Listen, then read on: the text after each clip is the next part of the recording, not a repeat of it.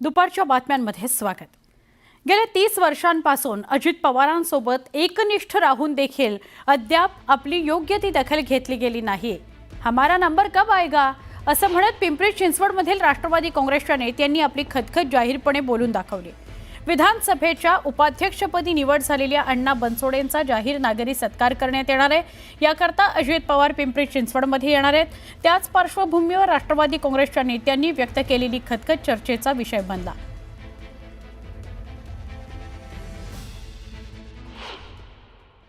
दादांना संबंध राज्य सांभाळत असताना या गोष्टींना त्यांना समोर जात असताना त्यांनाही अडचण आहे, परंतु आम्हाला सर्वांना विश्वास आहे की आम्ही सर्वजण जे जुने सहकारी दादांबरोबर आहोत।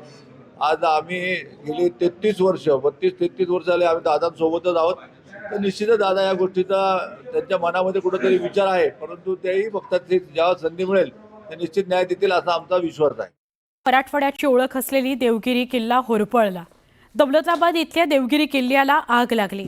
या आगीनं रौद्र रूप धारण केलं आणि काही वेळातच हा किल्ला आगीच्या भक्षस्थानी पडला।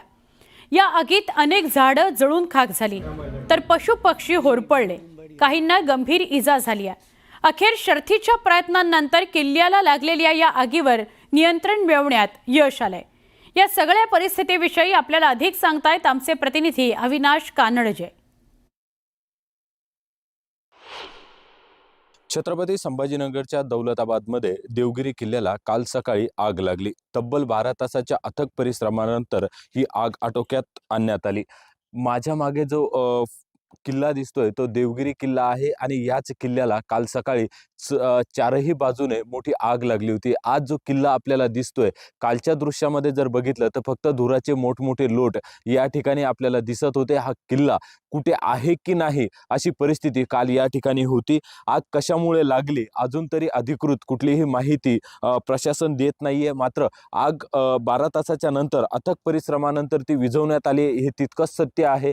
यामध्ये जे आहेत ते जे झाडं आहेत किल्ल्यावरती, म्हणजे ऐतिहासिक किल्ला आहे, मोठमोठे झाडं देखील या ठिकाणी आपल्याला दृश्यामध्ये दिसत आहेत।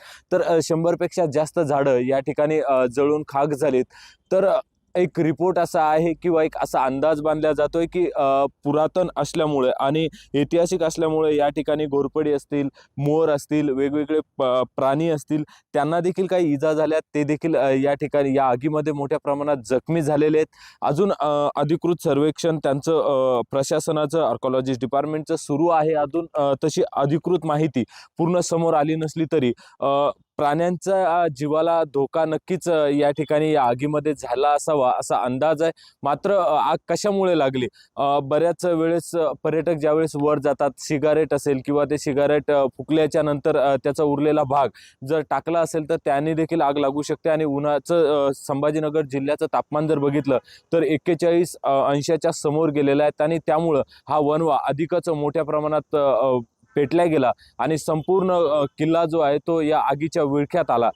एकूणच आता वेगवेगळे कयास लावल्या जात आहेत, आग कशामुळं, किती प्राणी होते, पण एक महत्त्वाचं की यामध्ये सुदैवाने कुठलीही जीवितहानी, नागरिक किंवा पर्यटक जे आहेत ते उन्हाळ्यामुळे किल्ल्यावर गेलेले नव्हते किंवा जास्त पर्यटक नव्हते, त्यामुळे जीवितहानी मात्र टळली आहे। अविनाश कानडजे, न्यूज 18 लोकमत, छत्रपती संभाजीनगर।